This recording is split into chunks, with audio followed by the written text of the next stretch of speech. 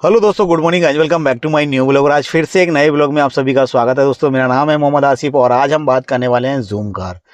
दोस्तों, zoom car को गाड़ी आपको देना चाहिए क्या नहीं देना चाहिए, गाड़ी लगानी चाहिए क्या नहीं लगानी चाहिए, लगाते हैं तो हमारे को जो प्रॉब्लम्स आती है उनको कैसे निपटना है, कैसे काम करना है, आज के वीडियो के अंदर हम सारा कुछ डिस्कस करने वाले हैं। वीडियो अच्छा लगे तो लाइक जरूर करना है, चैनल पर नए हैं चैनल को सब्सक्राइब भी करना। तो दोस्तों, आज का वीडियो कर लेते हैं स्टार्ट।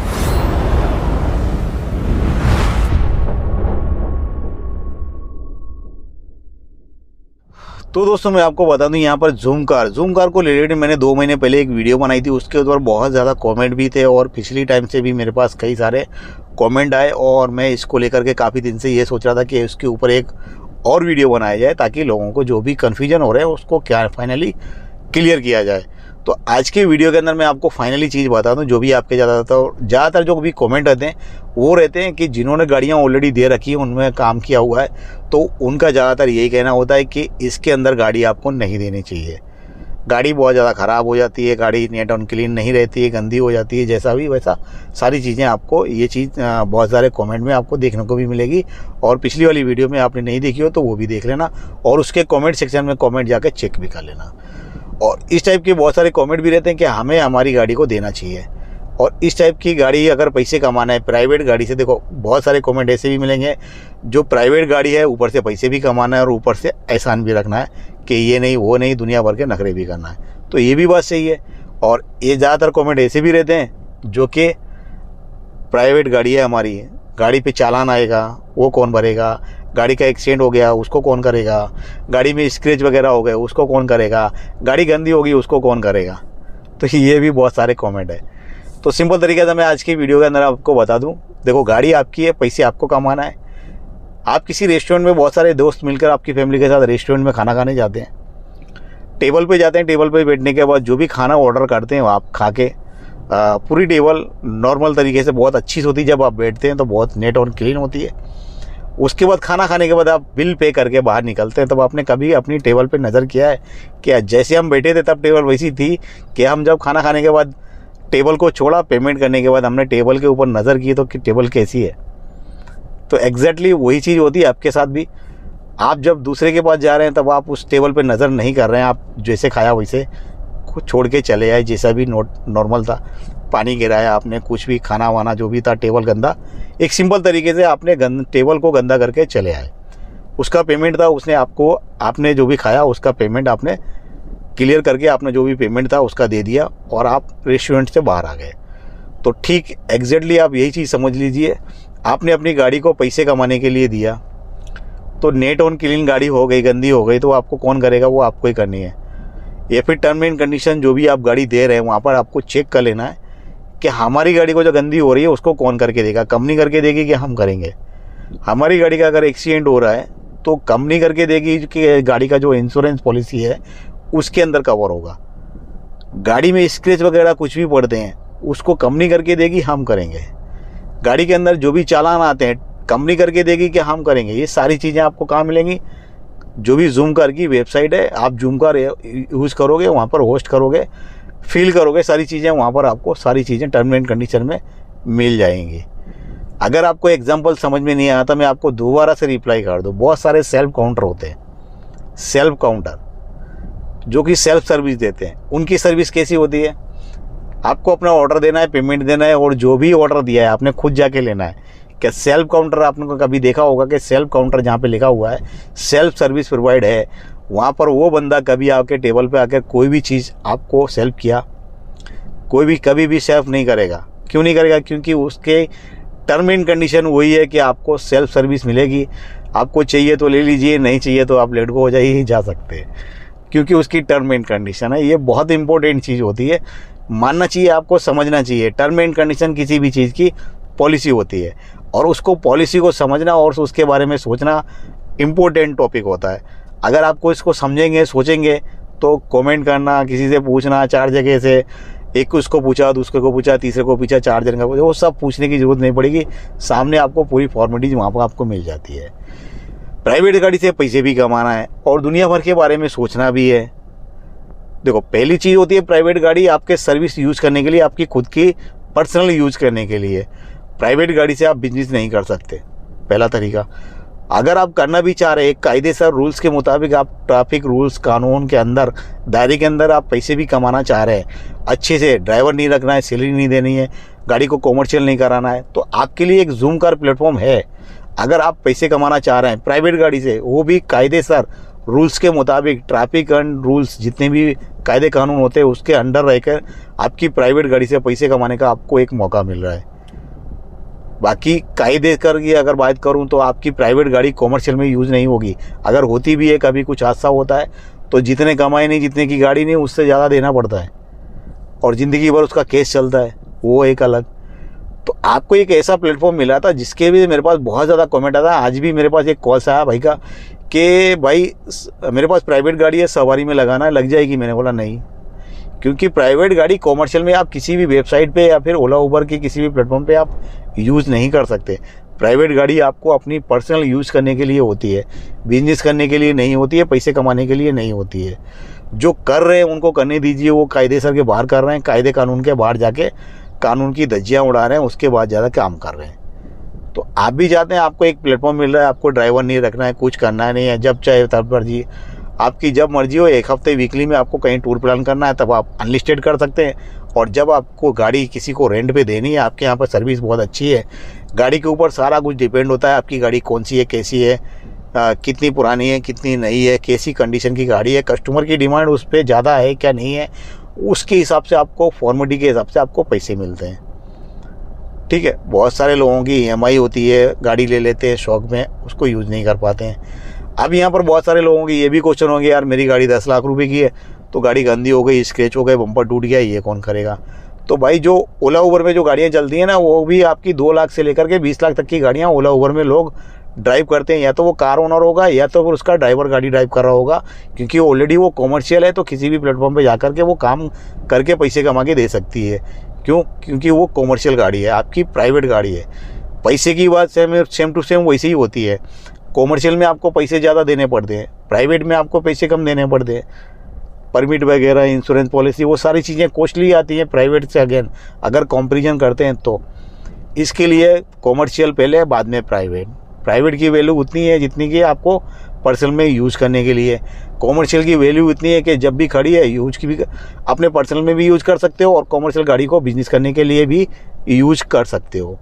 आपको इन दोनों में से कुछ करना नहीं है, प्राइवेट गाड़ी से पैसे कमाना है। उसके लिए मैंने जब रिसर्च की थी तो मुझे यही एक प्लेटफॉर्म नज़र आया था, जिसके ऊपर मैंने वीडियो बनाए थे 2, एक इससे पहले और एक उससे पहले। तो आई होप बहुत सारे कमेंट जो भी आए, नॉर्मल मेरे पास जो भी कमेंट आए वो ज़्यादातर कमेंट ऐसे थे कि इसमें गाड़ी नहीं देना चाहिए। तो जिसको नहीं देना है वो मत दे, और जिसको कहा चाह रहा है आपको ट्रायल करना है, महीने 2 महीने देख लीजिए, आपको अच्छी लगती है तो दे दीजिए, आपको अच्छी नहीं लगती है तो आपकी कोई जोर जबरदस्ती किसी की नहीं है। और यहाँ पर मैं आपको पहले बता दूँ, ये कोई प्रमोशन वीडियो नहीं है, ना ही पहले वाला था ना ही अब है। तो ये चीज़ नहीं, मेरे सिर्फ कमेंट के हिसाब से वो वाली वीडियो को बनाया था, और ये वाली वीडियो भी कमेंट के हिसाब से ही बना रहा हूँ, कोई प्रमोशन वीडियो नहीं है। तो यहाँ पर आप इतना समझ गए, ओला उबर में जो भी गाड़ियाँ चलती हैं, प्राइवेट से लेके कोचली की जो भी क्वेश्चन थे, इसमें कई सारे कमेंट आए थे कि जो गाड़ियाँ चलती हैं वो तो नॉर्मल सस्ती होती है, ओला उबर में, टैक्सी में तो ऐसा बिल्कुल भी नहीं है। जो गाड़ी आपकी डिज़ायर है तो डिज़ायर उसमें चलती है, होंडा सिटी उसमें चलती है, ओरा वगैरह उसमें चलती हैं, आपके पास भी वही है, आर्टिगा वगैरह जो भी है नॉर्मल वही चलती है, इनोवा क्रिस्टा टैक्सी कॉमर्शियल में चलती हैं। तो जो गाड़ियाँ आपके पास प्राइवेट में होती हैं वही गाड़ियाँ कॉमर्शियल में भी होती हैं। आपने बहुत सारी गाड़ियाँ भी देखी होंगी और एक से एक नंबर की गाड़ियाँ भी देखी होंगी, जीप जैसी, मैरिडियन, ये सारी हाईवी गाड़ियाँ बहुत भी चलती हैं। ऐसा नहीं है, 30 लाख तक की गाड़ियाँ भी कॉमर्शियल में यूज होती हैं। तो ज़रूरी नहीं है प्राइवेट में जो गाड़ी है, फॉर्च्यूनर है, लिगेंडर है, ये गाड़ियाँ कॉमर्शियल में भी चलती हैं।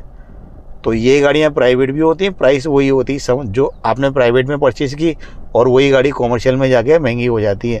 यहाँ पर आप चीज़ समझ लो। बहुत सारे कमेंट मेरे पास इस टाइप के भी थे। वो जो ओला उबर में जो गाड़ियाँ चलती हैं वो 1.5 लाख बहुत पुरानी गाड़ियाँ होती हैं, परचेज़ कर लेते हैं सेकेंड हैंड, वो चलाते हैं। ये भी बात सही है आपकी, बहुत सारी गाड़ियाँ ऐसी भी होती हैं जो पुरानी सेकेंड हैंड लेके मतलब कॉमर्शियल करा लेते हैं, कॉमर्शियल कराने के बाद वो ओला उबर में भी चलाते हैं। ये बात भी आपकी बिल्कुल सही है, मैं इसमें ये नहीं कहूँगा कि हाँ ऐसा नहीं है।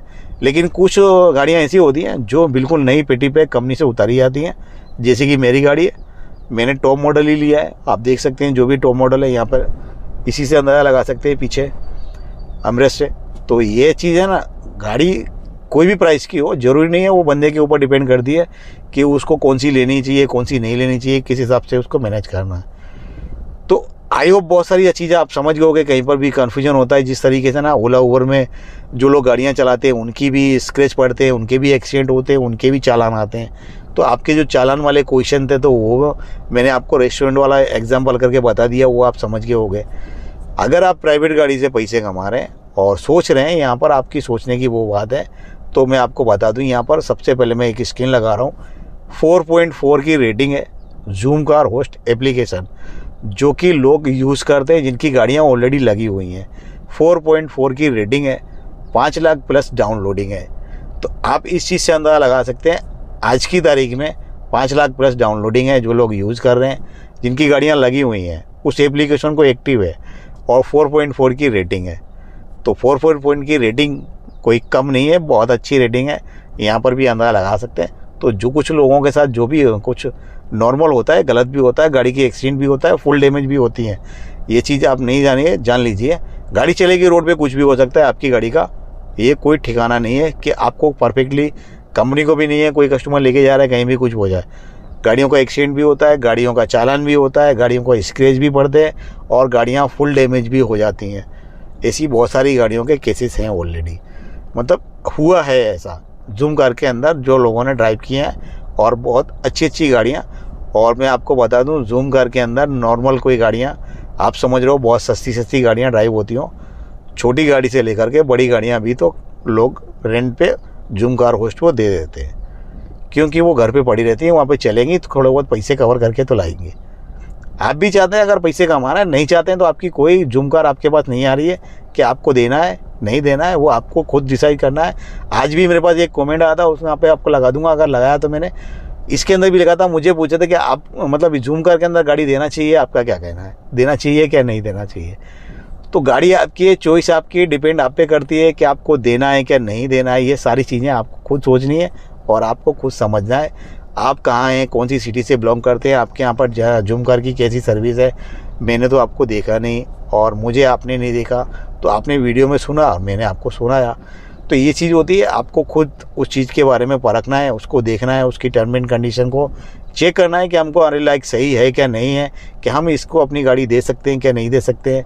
1-2 महीना ट्रायल कर सकते हैं, अच्छी लगती है तो रखिए, नहीं अच्छी लगती तो आप वापस ले सकते हैं कोई। और जो भी पार्किंग एरिया होता है जूम कार की, मतलब जो भी आपकी जहाँ रहते हैं वहीं पर आप गाड़ी लिस्ट कर सकते हैं। जिस कस्टमर को चाहिए, जहाँ से आपके पास बुकिंग आएगी, वहाँ पर आप लिस्ट कर सकते हैं। और देना है नहीं देना है वो आपको डिसाइड करना है, जब भी देना है, कहाँ से देना है, कैसे करना है, वो सारा कुछ आपको term and condition, rules policy के अंदर आपको सारी चीज़ें मिल जाएंगी। यहाँ पर पिछली बार मेरे पास एक कमेंट भी आया था कि मेरी गाड़ी 4 दिन हो गए, अभी तक कुछ मतलब लोकेशन नहीं आ रही है। तो भाई आप अपना कंपनी की तरफ से एक GPS ट्रैकर होता है, उसको लगा लिया करो, और उसको लगाना मत भूला करो कभी भी, क्योंकि GPS लगाना बहुत ज़रूरी है। कभी भी गाड़ी आपकी कहीं जा रही है, सारी कुछ ट्रैकिंग के सिस्टम के साथ आपको मिल जाएगी। वहाँ पर सारी डिटेल आपको जूम कार होस्ट एप्लीकेशन आपको फाइनली सारी डिटेल प्रोवाइड करती है। उसके अंदर ही आपकी टर्म एंड कंडीशन, बंदा आएगा, रिसेप्शन करता है, जो भी चेक करने की होती है इंस्पेक्शन, वो सारा कुछ चेक करने के बाद, फाइनल करने के बाद आपको detail by detail, mail to mail मिलती रहेगी।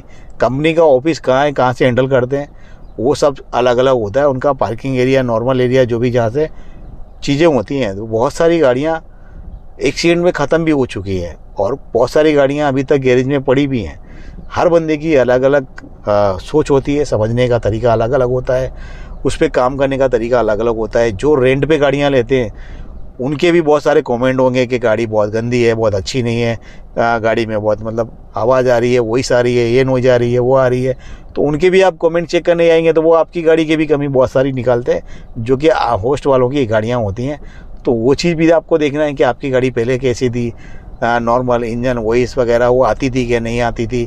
तो वो लोग भी जो गाड़ियों को पैसे दे रहे हैं ना कंपनी के, तो वो कंपनी को भी मतलब टारगेट करते हैं। वो कंपनी की रेटिंग भी उस पर टेबल डालते हैं, आपकी रिव्यू भी डालते हैं गाड़ी की, कि गाड़ी की रिव्यू मतलब गाड़ी बहुत ज़्यादा ख़राब है। तो वो सारी चीज़ें भी आपको देखना चाहिए। तो इन सारी चीज़ों को जो कंपनी में पैसा दे रहा है, जो पैसे कमा रहा है, तो दोनों की फॉर्मेलिटी बनती है कि कंपैरिजन करके एक दूसरे के साथ कंपेयर करना नहीं है। कंपैरिजन करना है, भाई साथ में आ जाओ मिल के काम करते हैं। तो कंपनी आपके साथ है और कस्टमर, मतलब 3 जने साथ में मिलते हैं तभी जाकर आपको पैसे मिलते हैं। लेने वाला कौन होगा? कस्टमर। पैसे कौन देगा? कस्टमर। कस्टमर पेमेंट करेगी तब आपके पास, कंपनी के पास जाएगा, कंपनी पेमेंट करेगी तब आपके पास आएगा। तो यही बिजनेस का करने का एक तरीका है। आपकी चीज़ें बहुत अच्छी है तो आपकी रिव्यू बहुत अच्छी आएंगी, आपके पास बुकिंग बहुत अच्छी आएंगी, अच्छे पैसों की डिमांड होगी। जिस गाड़ी की ज़्यादातर बुकिंग डिमांड होती है, बहुत सारे कस्टमर की जो डिमांड होती है ना कि मुझे ये वाली गाड़ी चाहिए, जितनी ज़्यादा बुकिंग आएगी रिव्यू देखने के बाद उतनी ज़्यादा आपको प्रॉफिट होता है, उस पर पैसे मिलते हैं। कोई भी चीज़, हर कस्टमर, आप भी कोई चीज़ यूज़ करते होगे, किसी न किसी को रिव्यू रेटिंग वगैरह देते होगे, तो ये चीज़ समझ लीजिए कल को हमारे ऊपर भी वही चीज़ आती है, तो हमें भी उस चीज़ के हिसाब से मैनेज करना है। हम जिसको जैसा जिसके साथ करेंगे वैसा वैसे हमको उसका फल हमको उल्टा मिलेगा। तो आई होप वीडियो आपको अच्छी लगी हो तो एक लाइक ज़रूर करना। फिर मिलेंगे नेक्स्ट वीडियो के साथ, तब तक के लिए जय हिंद।